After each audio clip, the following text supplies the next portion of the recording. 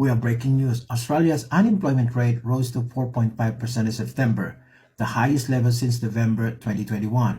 According to data released by the Australian Bureau of Statistics, this increase reflects some challenges for the labor market as more Australians are seeking work but not all are finding jobs. The rate edged up from 4.3% in August, with 34% additional people reporting unemployment.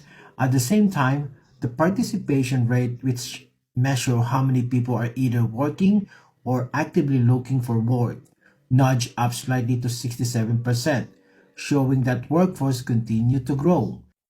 Interestingly, both employment and unemployment numbers went up, suggesting more people are entering or re-entering labor market.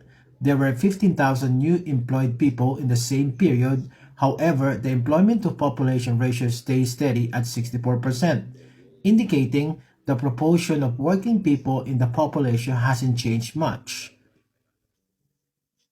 The rise in unemployment was more pronounced among men, who accounted for around 70% of the increase, with 24,000 more men unemployed compared to 10,000 more women.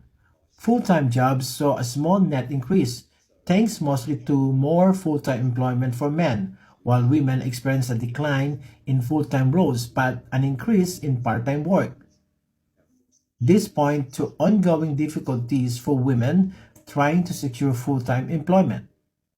Hours work grew at a faster rate than jobs, hinting that those already employed may be working longer hours. Underemployment, which captured workers wanting more hours, ticked up to 5.9%, suggesting some employees are not getting as much work as they'd like.